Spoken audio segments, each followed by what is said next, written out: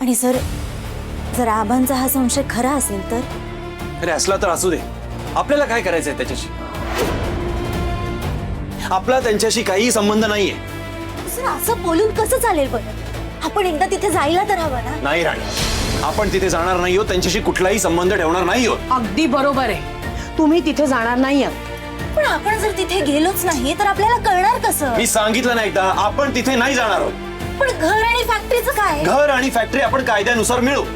आबा, मी फॅक्टरीत जातोय ना, मी सगळं सांभाळून घेईन. तुम्ही का काळजी करताय? बरोबर आहे त्याचं. हे बघा, झाला तेवढा अपमान पुरे झाला. याचं फॅक्टरीमध्ये जाणं मी सहन केलंय ना. आता तुम्ही तिथे जाऊन स्वतःचा अपमान करून घेऊ नका, ते मी सहन करणार नाही. पण तो माणूस दादा नसेल तर? बरोबर आहे, आपण या सगळ्याच्या मुळाशी जायला नको का? काय मुळाशी जाणार आहेस ग तू? काय हवंय तुला? ते कुठे प्रकट झाले होते, कुठे गेले होते, काय करणार आहे आपल्याला? तुला काय अजून अपमान व्हायला हवेत का? बघतेस ना त्यांनी काय काय करून ठेवलंय, तरी सुद्धा तुझा हात हटतंय. राणी, मलाही आता हेच वाटतंय की हा विषय आता आपण इथे सोडून देऊया. अहो सर, पण तुम्ही ऐकत बस, आता इथून पुढे या घरात हा विषय नको.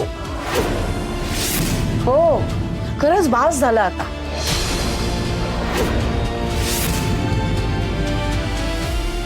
आबा म्हणतायत म्हणजे नक्कीच काहीतरी गडबड असेल.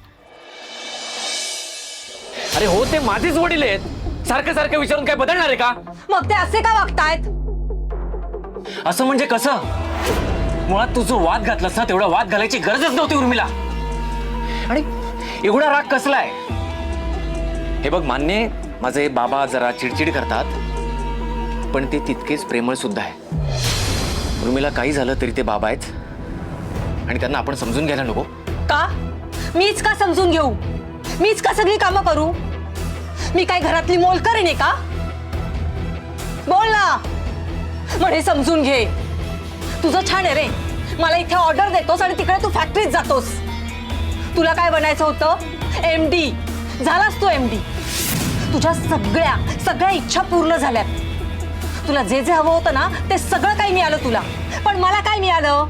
बोल ना, मला काय मिळालं? इथे माझ्या इच्छा मारून मला जगावं लागतंय.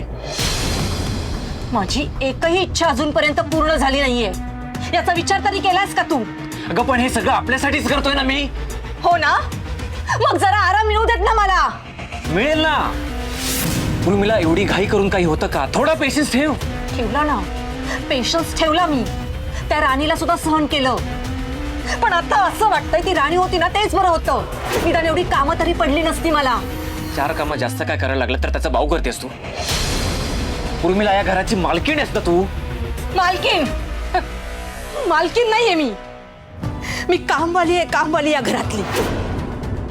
जो तो येतो माझ्यावर ऑर्डर सोडतो, माझ्यावर रुबाब झाडतो. एक क्षणही मला माझ्या मनासारखं जगता येत नाही. असो, त्याने तुला काय फरक पडणार आहे? आणि काय रे, आत्ता आठवत आहेत का तुला तुझे वडील? इतकी वर्ष कुठं होते? आत्ता तुला त्यांचं पडलंय? बोल ना. आबासाहेबांनी त्यांना हकललं होतं. मला जर का माहिती असतं तर त्यांना मी शोधलं असतं आणि त्यांचे हाल होऊच दिले नसते. मग त्यांच्या पायी माझे हाल का? उर्मिला, हाल कुठे होत आहेत? थोडेसे कष्ट करायचेत ना. ते मोठेत, आपल्यापेक्षा मान नको द्यायला. नाही, मी त्यांचं काही ऐकणार नाही. मी त्यांच्यासाठी काही करणार नाही. कळलं तुला? मी काही ऐकणार नाही.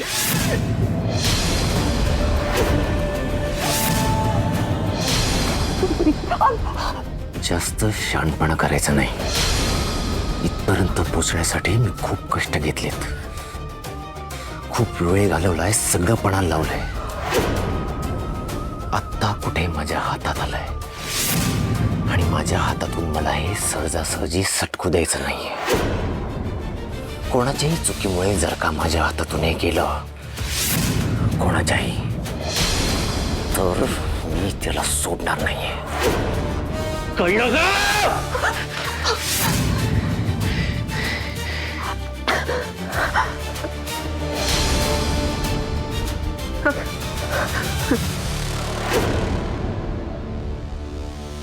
याला काय झालं?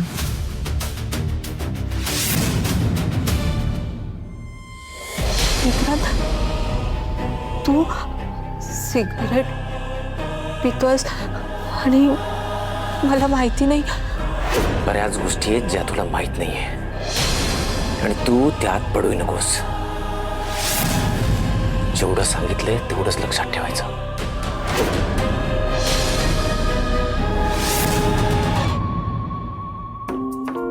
Order order.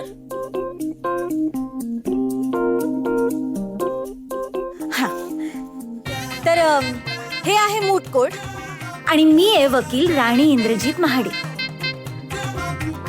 हे आहेत मिस्टर महाडिक, समोरच्या पक्षाचे वकील.